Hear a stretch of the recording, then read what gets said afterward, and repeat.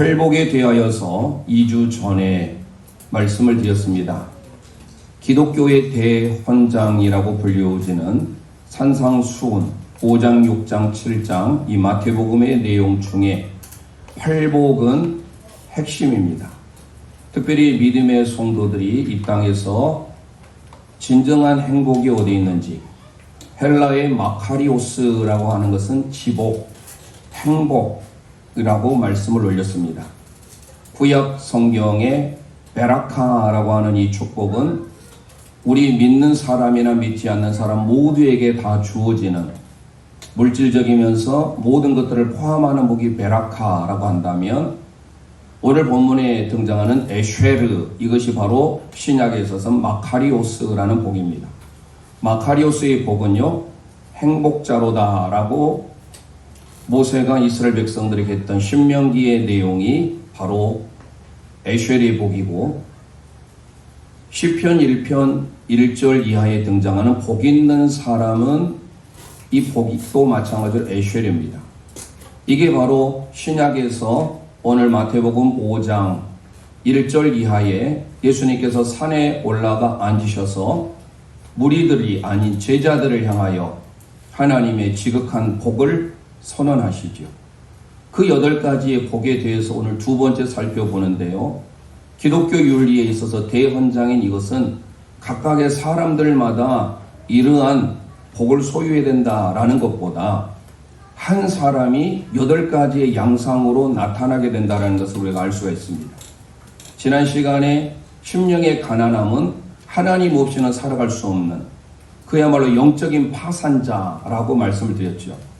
영적인 파산자, 내 마음이 궁핍해져야, 영적으로 파산이 되어야 자연스럽게 따라 나오는 것이 바로 애통이에요. 새번역 성경이나 공동 번역에서는 슬퍼하는 자라고 번역하고 있습니다. 이 애통하다라고 하는 이 헬라어 단어 펜데오라고 하는 것은요, 울다, 깊이 슬퍼하다, 애도하다, 영어로 mourn, M-O-U-R-N 또는 lamen트라는 단어를 씁니다. 그러니까 애통하다라고 하는 것은요, 깊이 슬퍼하고 눈물로 나아가는 거예요. 우리 동양에 있어서 특별히 우리는 울음을 참아야 된다. 특히 남성들은 3번만 울어야 된다라고 어떤 유교적인 영향을 받고 자라왔기 때문에 성경에서도 우리는 때로 웃고 기뻐해야 된다 이렇게만 생각하라고 삽니다. 그런데 갑작스럽게 오늘 팔복에서는 웃는 자가 복이 있도다라고 말씀한 게 아니에요. 마카리오스라고 행복하도다라고 선포하면서 애통하는 자, 눈물을 흘리는 자, 슬퍼하는 자가 복이 있대요. 그러면 애통과 조금 거리가 먼 것이 뭐냐? 원망하는 거예요. 불평하는 거예요. 원망하는 것은요, 하나님 면전에서 하는 것이 아니라 하나님의 뒤에서 하는 것이 마치 원망이라고 한다면, 애통하며 슬퍼하며 눈물을 흘리는 것은요, 하나님 앞에서 하는 거예요. 요사이 암 전문의로서 암을 많이 치료했던 이병욱 원장님이 계십니다. TV도 많이 나왔고 고신대 의대 교수를 지내시다가 지금은 최근에 암 전문의로서 이제 많은 사람들에게 수술이 아닌 다른 방법으로 치료할 수 있는 길을 또 제시해주고 있습니다. 그분이 쓴 책 중에 하나가 뭐냐? 울어야 산다라는 겁니다. 울어야 삽니다. 사실 보면 우리의 아이들을 보면 어려서 태어나자마자 울고 태어나지요. 말을 배우기 전까지는 울음입니다. 모든 게 울어요. 배고파도 울고, 변을 봐도 울고, 아파도 울고. 그런데 이 울음이 조금씩 달라요. 말을 못할 뿐이지 아파서 우는 것인지 배고파서 우는 것인지 여러 가지 울음이 아이들에게 있어요. 그러니까 그 울음을 통하여서 치료가 된다라는 거예요. 그래서 눈물 치료라는 법을 이병욱 원장님이 제시합니다. 웃음 치료라는 것을 우리는 많이 들여봤는데, 아니 무슨 울음 치료야 라고 말씀할 수도 있어요. 그런데 몇 년 전에 일본에서 어떤 일이 있었냐면 요즘에는 이제 눈물이 메말라져 가고 있지 않습니까? 그러다 보니까 우리의 삶이 각박해져 가고 있고 상대방에 대하여서도 메마르게 건조해지고 있는 것을 우리는 보게 됩니다. 그래서 일부러 일본에서는 tear therapy라고 해가지고 눈물 치료를 하는데 그 눈물 치료의 요법이 뭐냐? 슬픈 영화를 보는 모임을 하나 만들었어요.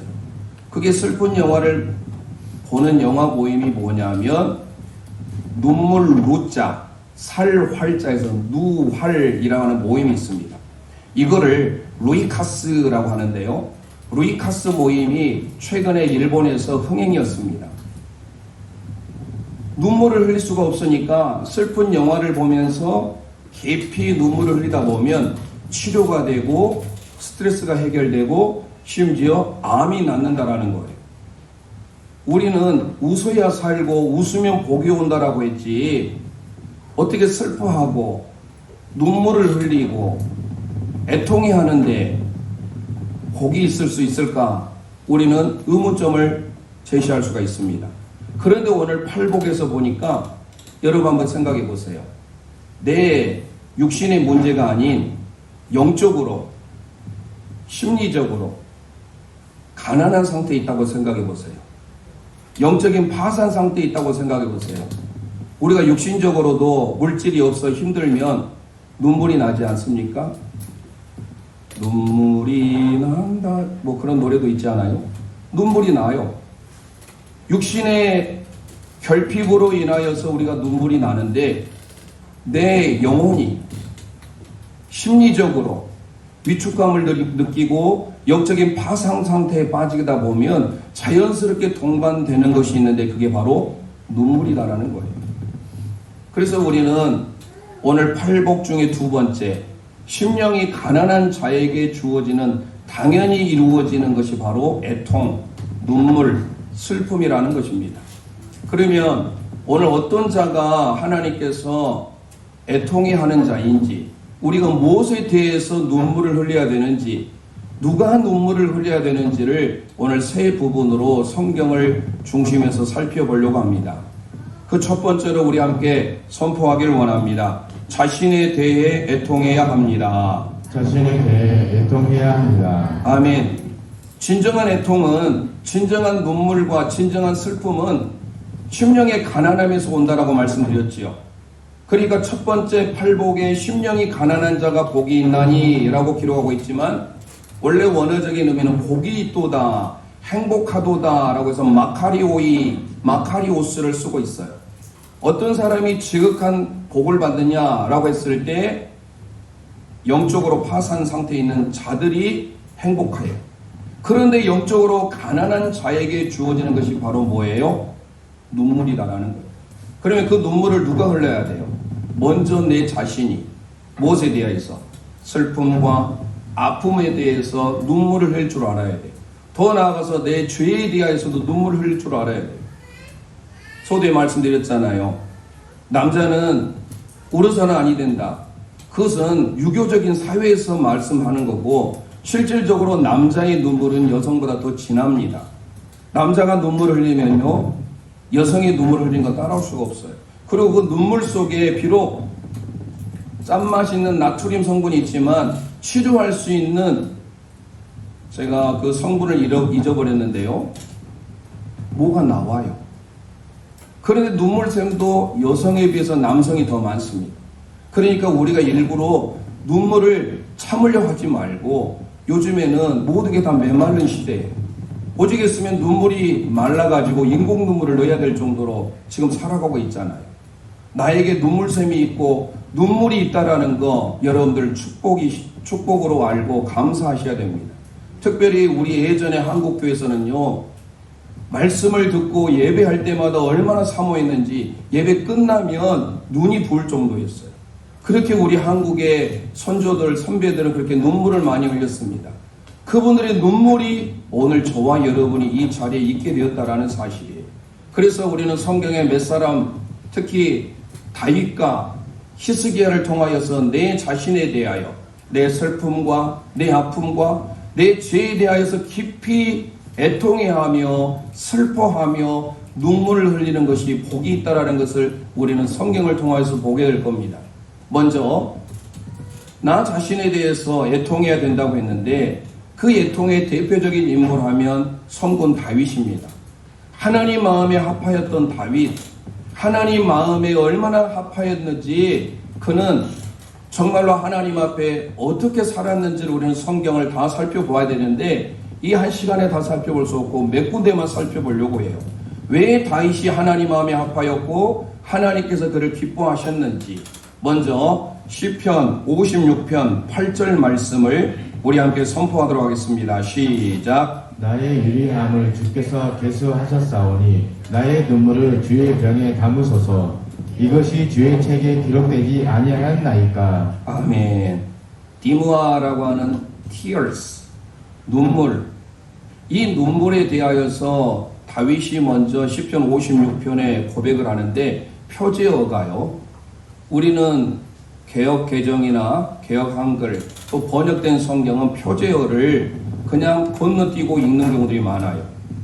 원래 히브리 원문에는 건너뛸 수가 없어요. 표제어가 1줄로 들어갑니다. 그래서 우리는 표제어를 보면 다윗의 믹담시, 인도자를 따라 요낫 엘렘 르호김에 맞춘 노래, 다윗이 가디에서 블레셋인에게 잡힌 때에 라고 표제어가 있습니다. 이 표제어가 히브리어 성경에서는 1절이에요. 다윗의 상황은 지금 블레셋에 의하여서 도망 다녀야 되는 아픔이 있습니다. 그런 상황 가운데 본인이 슬퍼하고 아프다라는 것을 하나님 앞에 토로해요. 8절의 말씀을 보시면 나의 유리함을 주께서 계수하셨으니 하나님께서 다윗의 아픔과 슬픔을 일일이 다 계수하고 계시는데 뭐라고 소개하고 있습니까? 나의 눈물을 주의 병에 담으소서. 여러분들 눈물을 병에 담아본 적 있으십니까?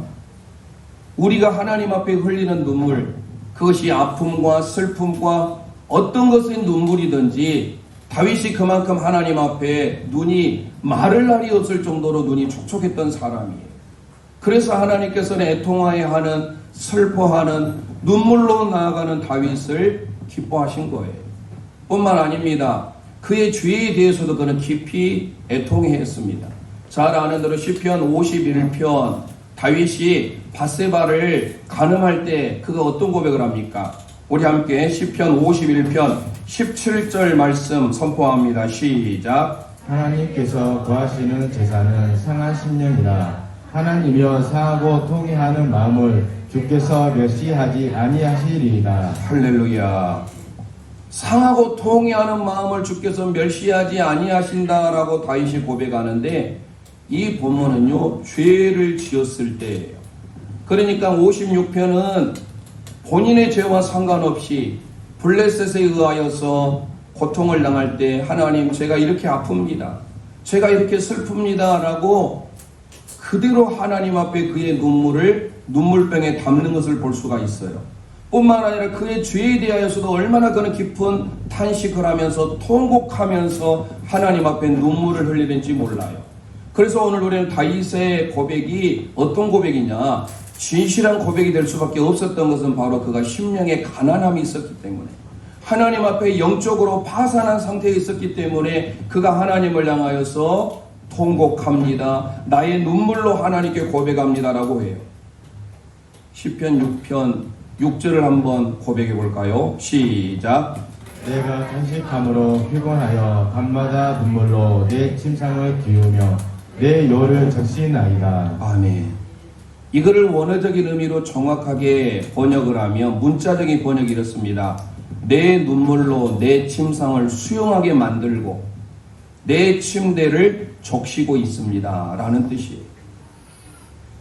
눈물로서 수영장을 만들 정도로 그가 하나님 앞에 그렇게 우리가 봤을 때는 과장법을 쓰고 있는데 하나님 앞에 그는 눈물이 메마르지 않았던, 눈물로 나아갔던 사람이 바로 다윗이었다라는 사실이에요. 그런 다윗을 하나님께서는 복이 있도다 라고 하면서 하나님의 위로를 그에게 주시는 거예요. 마지막에 대해서 제가 위로에 대해서 말씀을 드리려고 하는데 오늘 먼저 어떤 사람이 눈물을 흘리고 어떤 사람이 슬퍼하며 어떤 사람이 애통해야 하는가에 대해서 우리가 먼저 생각해 보려고 하는 것이에요. 그래서 우리는 첫 번째로 내 자신에 대하여, 내 자신은 다 포함합니다. 나의 아픔과 나의 슬픔과 내 현실에 처한 상황. 어떤 성도는 병환 중에 있을 수도 있어요. 자녀의 문제로 인하여서, 사업의 문제로 인하여서 여러 가지 아픔들이 있지 않습니까? 심지어는 죄 때문에 그 죄악으로 인하여서 눈물을 흘린다 할지라도 하나님 앞에 숨김없이 하나님 앞에서 눈물을 흘리면 흘릴수록 하나님은 그것을 우리를 지켜보고 계신다라는 사실이에요. 잘 아는 대로 히스기야 왕을 우리는 잘 알지요. 유대 민족의 14대 왕인 히스기야. 그 히스기야가 하나님 앞에 나이가 40밖에 되지 않았는데 병으로 인하여서 하나님이 불러가시려고 해요. 그럴 때 그가 하나님 앞에 어떻게 합니까? 자기 후계자도 지금 지명되지 않는 상황이에요. 아무것도 이루어지지 않는 상황에 갑자기 병으로 인하여서 하나님이 너 목숨을 내가 데려가겠다라고 하니까 히스기야가 어떻게 합니까?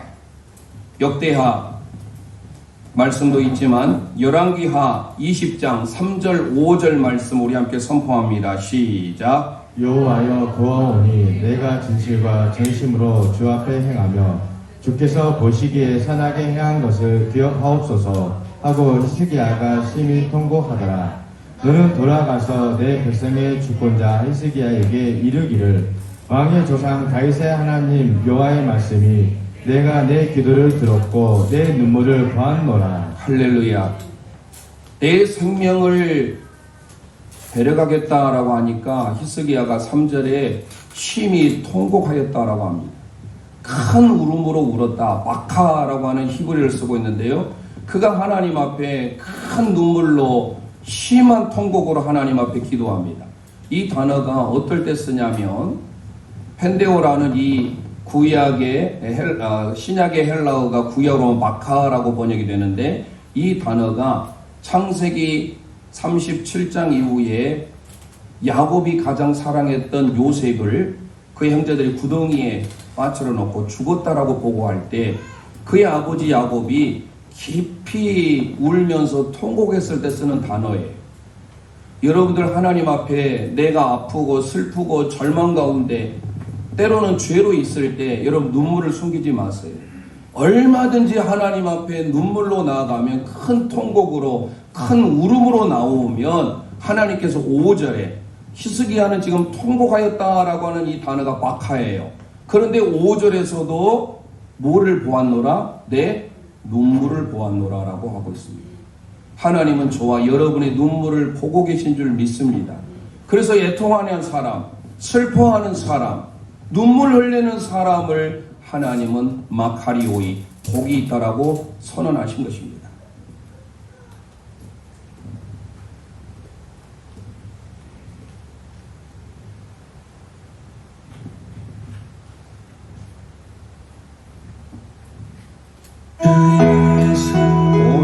오셔서 내 슬픔 하셨네.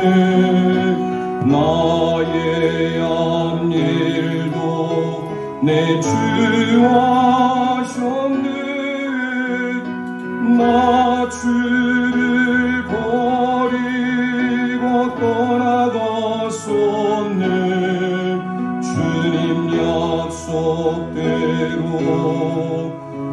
날 붙드셨네. 주 말씀 안에 가슴에 손 얹고 물가로 너 물가로 나와 내 곁에 서라. 내 목마른 것을 내가 채우리라.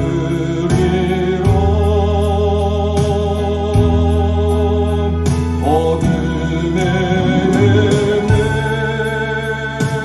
때 흘리던 내 눈물, 그 눈물을 위해 내가 죽었노라. 내 주님의 사랑, 내 주님의 사랑 다할 수 없지만 나 주를 믿네 날 위한 사랑 영광 다 버리고 나를 위하여 주 십자가 지사 자유 주셨네 주 말씀 안에 주 말씀 안에 물가로 나오라 너 물가로 나오라 내 곁에서 오라 내 목마른 것을 내가 채우리라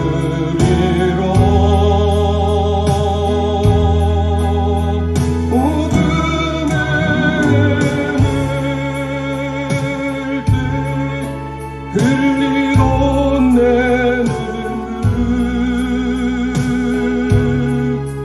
그 눈물을 위해 내가 죽었노라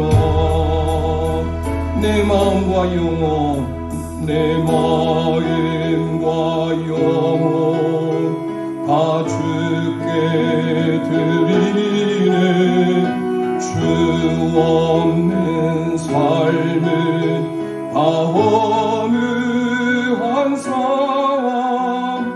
그 주여 은혜의 문을 여소서 주의 크신 사랑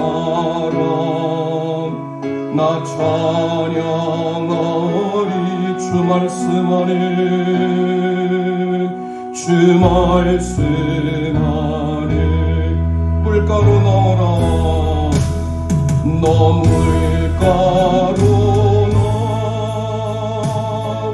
나오라 내 곁에 서라 내 목마른 것을 내가 채우리라 어둠에 헤맬 때 어둠에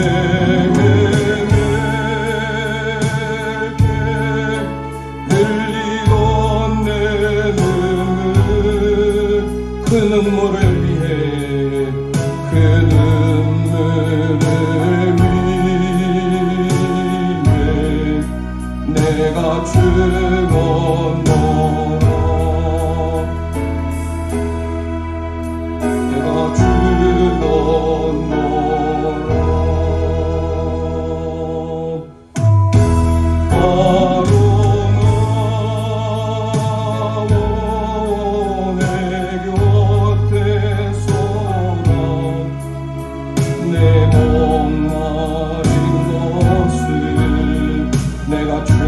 채우리라 어둠에 헤맬 때 어둠에 헤맬 때 흘리던 내 눈물 그 눈물을 위해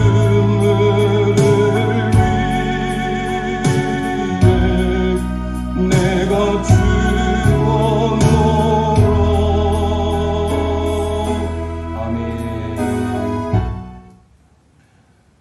나 자신에 대해서 이렇게 슬퍼하며 눈물을 흘리며 사는 성도가 복이 있다. 우리 두 번째로 선포합니다. 공동체에 대해 애통해야 합니다. 공동체에 대해 애통해야 합니다. 아멘. 이 공동체는 뭡니까? 이웃부터 시작해서 타인. 공동체는 조국을 또 말하기도 합니다. 나뿐만 아니라 내가 우리의 조국을 위하여, 내 이웃을 위하여, 타인을 위하여 아파하며 슬퍼하며 죄에 대하여서 애통해야 된다라는 것. 눈물의 선지자 하면 누가 떠오르신가요? 예레미야잖아요. 예레미야는요, 자기의 죄 때문이 아니었어요. 공동체의 죄 때문에, 공동체의 아픔 때문에 그는 늘 눈물이 마를 날이 없었습니다. 예레미야 9장 1절 말씀 우리 함께 선포합니다. 시작. 어찌하면 내 머리는 물이 되고 내 눈은 눈물 근원이 되고 죽임을 당한 딸 내 백성을 위하여 주야로 울리로다. 할렐루야. 눈물이 마를 날이 없었던 예레미야. 그가 나중에 예레미야 에카를 쓰잖아요. 에카, 슬퍼하는 거예요. 조국 예루살렘 성이 회파될 때 그 조국을 위하여서 하나님 앞에 교만하게 행했던 바벨론에 대하여서 원망하는 게 아니에요. 이스라엘 백성들이 더 가까이 있는 유다 백성들이 하나님을 멀리하고 우상을 섬기고 교만하고 죄로 인하여서 그 죄 가운데 돌아서기를 바라는 마음으로 예레미야는 눈물로 기도해요. 그 뒤에 예레미야 13장 17절에 이렇게 고백합니다. 시작. 너희가 이를 듣지 아니하면 나의 심령이 너희 교만함으로 말미암아 은밀한 곳에서 울 것이며 여호와의 양떼가 사로잡힘으로 말미암아 눈물을 흘려 통곡하리라. 아멘. 나의 심령이 눈물을 흘린대요. 그런데 뭘로? 너희의 교만으로. 너희의 교만으로 인해서 내 심령이 눈물을 흘리는데 처음에는 은밀하게 흘렀어요. 은밀하게 흘렀던 그 예레미야가 나중에는 여호와의 양떼가 누구지요? 유다 민족이에요. 북이스라엘은 기원전 722년에 아수르에서 멸망을 당하고 그러면 정신을 차리고 하나님께로 돌아와야 되잖아요. 그런데 몇백 년이 지난 후에 세 번에 걸쳐서 예루살렘이 회파됩니다. 기원전 605년에 갈그미스 전투 이후에 588년에 마지막 예루살렘이 회파될 때까지 그것을 예레미야는 이사야 다음에 활동했던 선지자잖아요. 기원전 8세기에 활동했던 이사야 이후에 7세기에 활동했던 예레미야. 그래서 이사야 다음에 예레미야가 늘 하나님의 마음을 가지고 통곡해하며 애통해하는 고백이에요.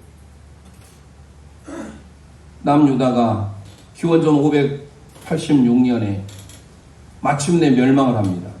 내 양떼가 사로잡혀 갑니다. 그 고백이에요. 그 사로잡힘으로 인하여서 눈물을 흘려 통곡한다라는 격렬하게 우는 모습을 상징적으로 나타내주고 있습니다. 예레미야가 얼마나 간절히 부르짖었던지 그래서 나온 게 예레미야 예가예요. 오늘은 그 예레미야 예가까지 살펴볼 수가 없어요. 공동체의 아픔, 조국의 아픔을 위하여서 기도했던 예레미야. 예레미야 예가는 총 5장으로 구성됐는데요. 아크로스텍이라고 해가지고 알파벳이에요. 재밌게도 1장, 2장, 3장을 중심으로 4장, 5장이 다 22절로 구성되어 있어요. 예레미야가 얼마나 슬퍼하면서 기도했던 고백이 예가예요. 히브리어 자음이 22개잖아요.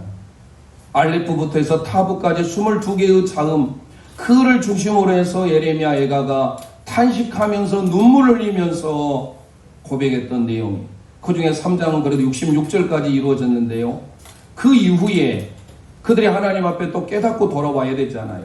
바벨론의 70년의 포로 생활 가운데 586년에 그들이 회파당하고 그래서 516년 또는 515년에 다시 성전이 건립됩니다. 그게 제2성전이라는 수르바벨 성전이에요.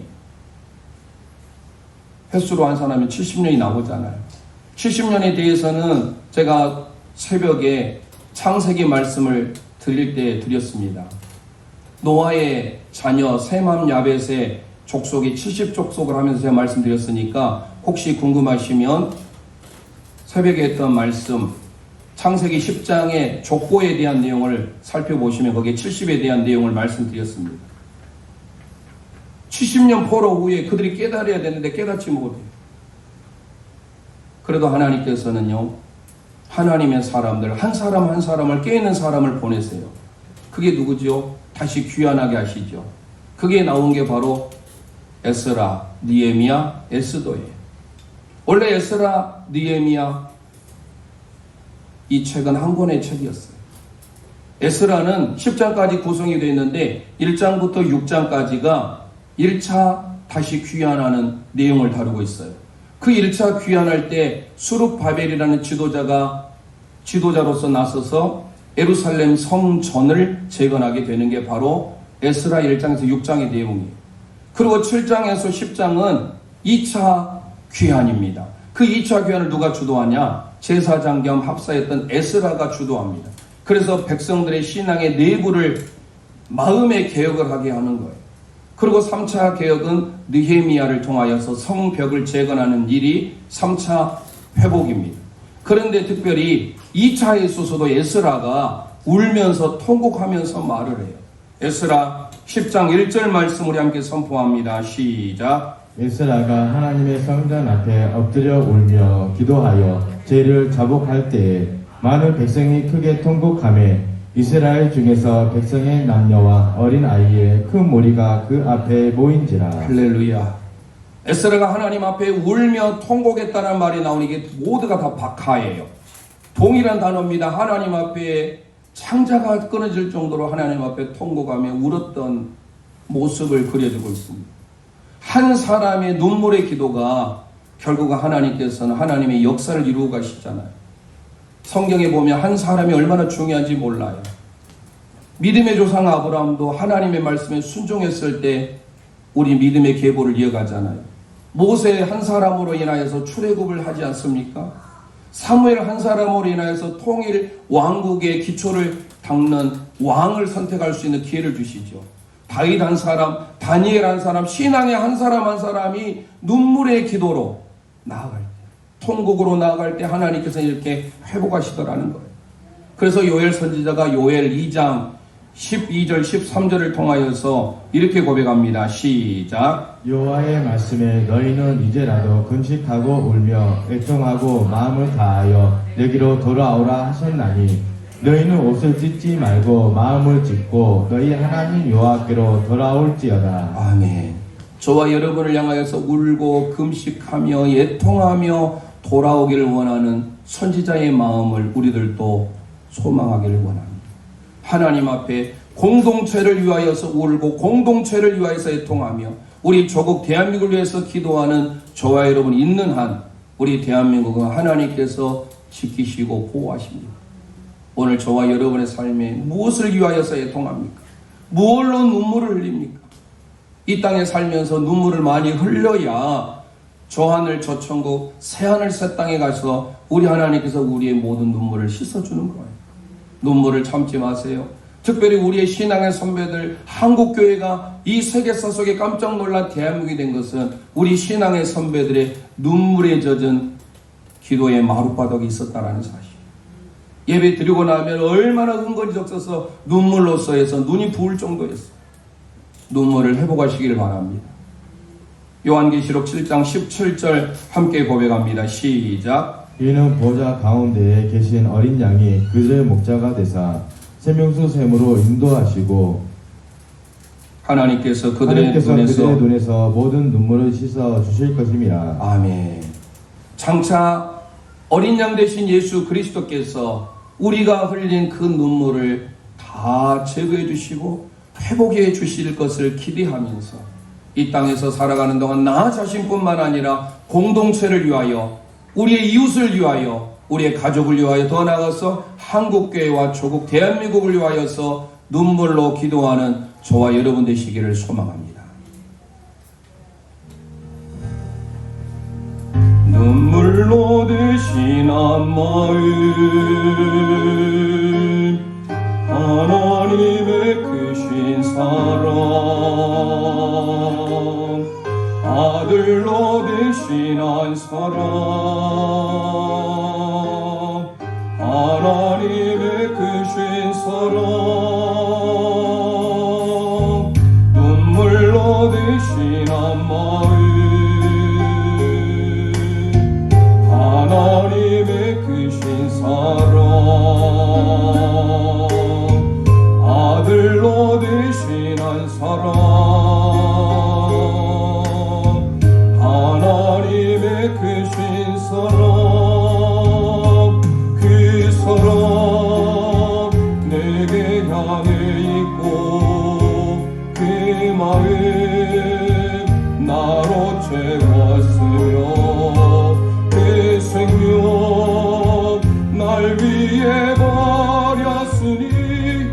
삶은 그분의 모든 것 사랑 내게 향해 있고 그 마음 나로 채웠으며 그 생명 날 위해 버렸으니 내 삶은 그분의 모든 것 눈물로 대신한 마음 눈물로 대신한 마음 하나님의 크신 사랑 아들로 대신한 사랑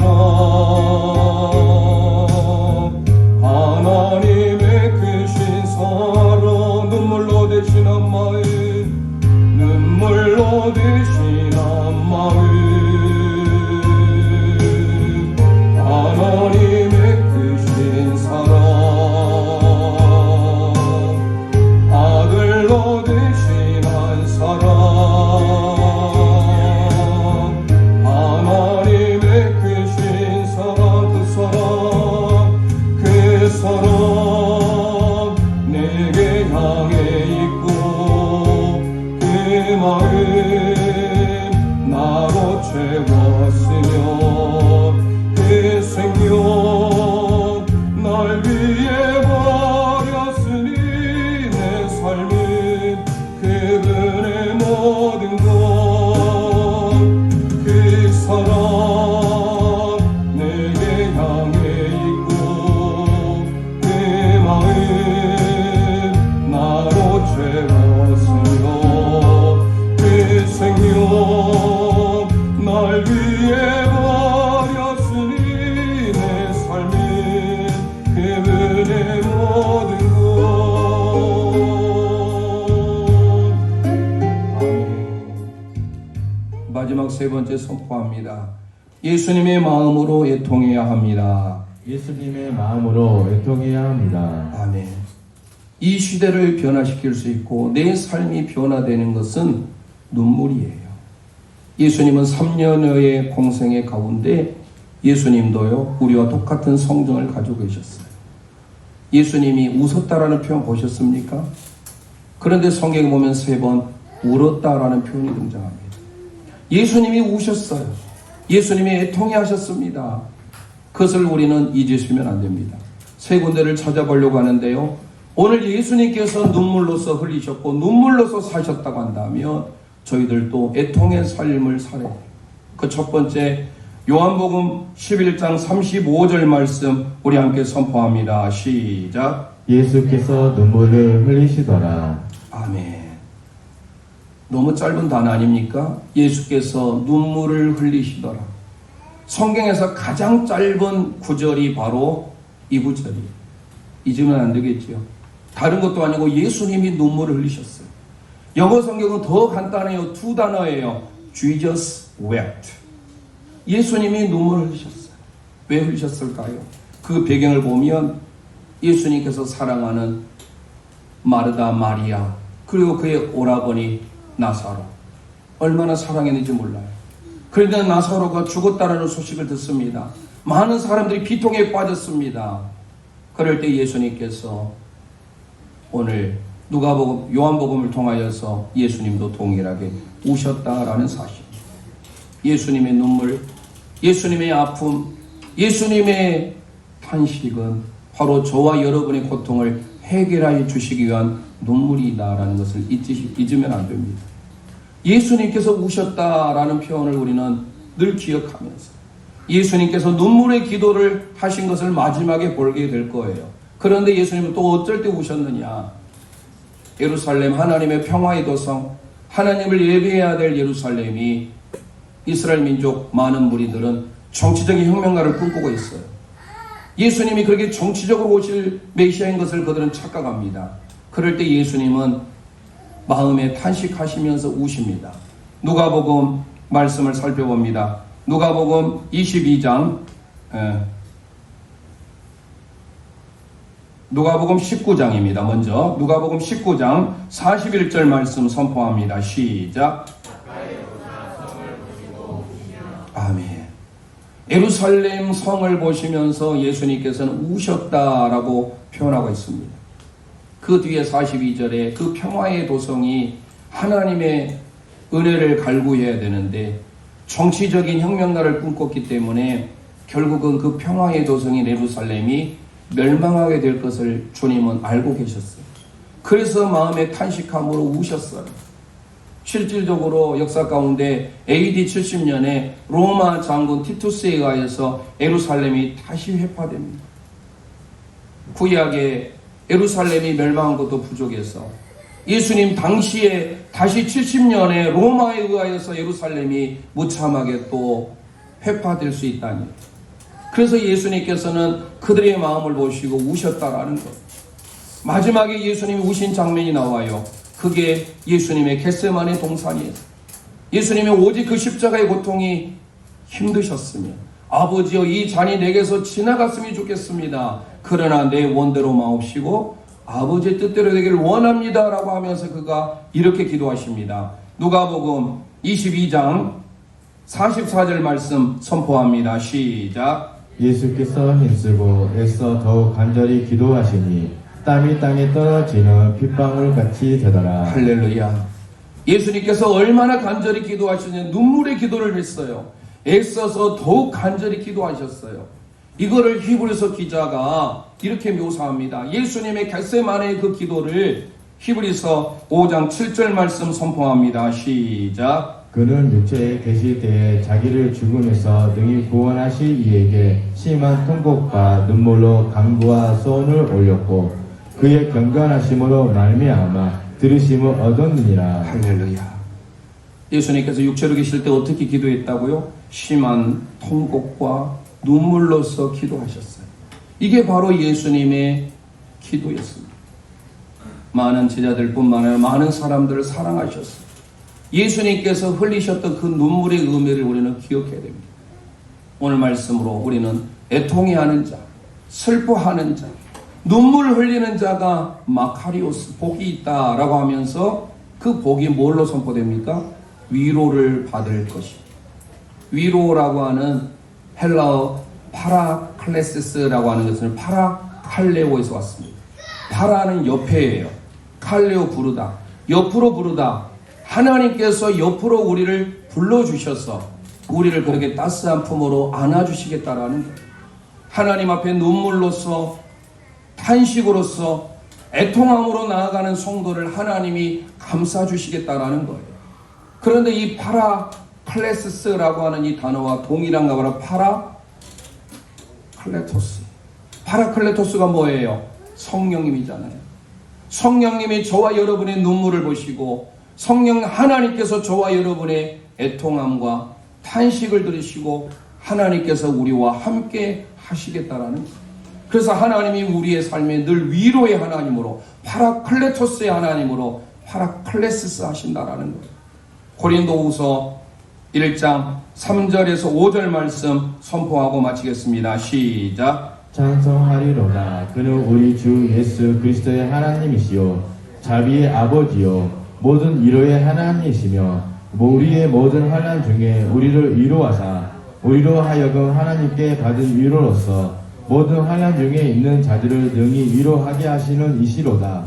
그리스도의 고난이 우리에게 넘친 것 같이 우리가 받은 위로도 그리스도로 말미암아 넘치는도다. 할렐루야.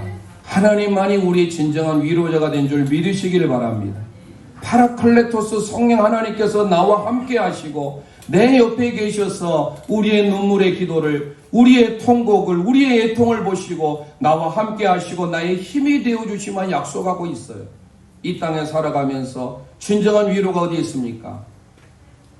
애통해하는 자, 눈물 흘리는 자, 슬퍼하는 자에게 하나님이 나와 함께 하시고 나의 아버지로서 우리를 위로해 주심을 기억하시고 심령의 가난함으로 나아갈 때 하나님은 그 가난한 영혼에게 진정한 위로 허락해 주심을 믿으시기를 바랍니다. 오늘 잃어버렸던 눈물을 회복했으면 좋겠어요. 우리의 사람의 육체에서 나오는 액체가 세 가지가 있다고 하지요. 그 하나가 땀이에요. 또 하나가 피예요. 그리고 눈물이에요. 땀은 우리의 노력을 하는 자에게 주어지는 결실이지요. 피는 뭡니까? 우리의 생명 아닙니까?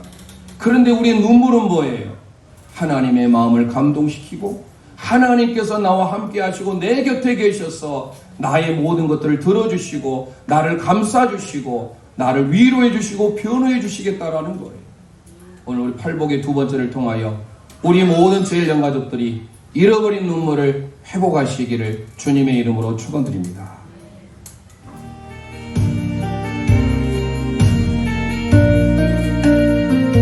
아버지 당신의 마음이 있는 곳에 나의 마음이 있기를 원해요. 아버지 당신의 눈물이 고인 곳에 나의 눈물이 고이길 원해. 가슴에 손을 얹고 아버지 당신이 바라보는 영혼에게 나의 두 눈이 향하길 원해요. 아버지 당신이 울고 있는 어두운 땅에 나의 두 발이 향하길 원해요.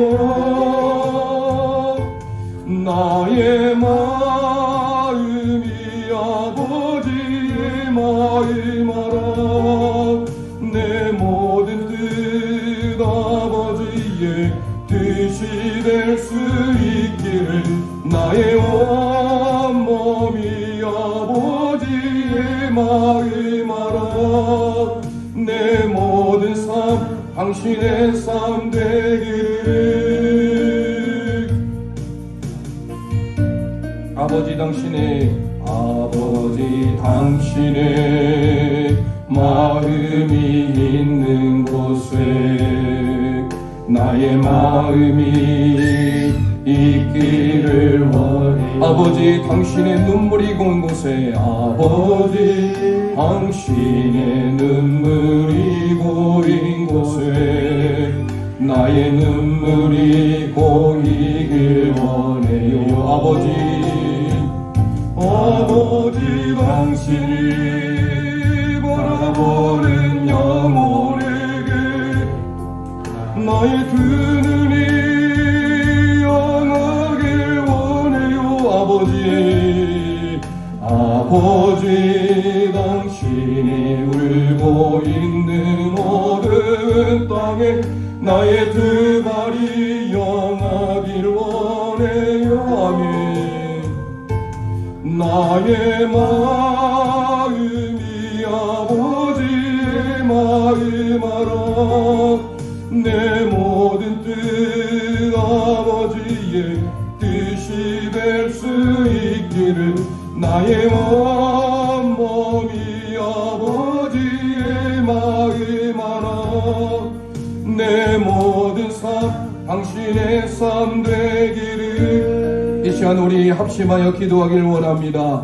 팔복의 두 번째, 애통하는 자는 복이 있나니 그들이 하나님의 위로를 받을 것이며, 우리가 하나님 앞에 잃어버렸던 눈물을 회복하길 원합니다.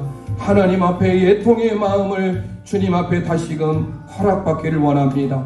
다윗이 흘렸던 눈물, 히스기야가 흘렸던 눈물, 예레미야가 흘렸던 눈물, 에스라가 흘렸던 눈물을 우리들도 흘리기를 소망합니다. 하나님 앞에 애통하는 자, 자신에 대해서 애통하며 공동체에 대해서 애통하며 예수님의 마음으로 애통하는 삶이 될 수 있도록 이 시간 주여 한번 합심하여 부르짖고 기도합니다.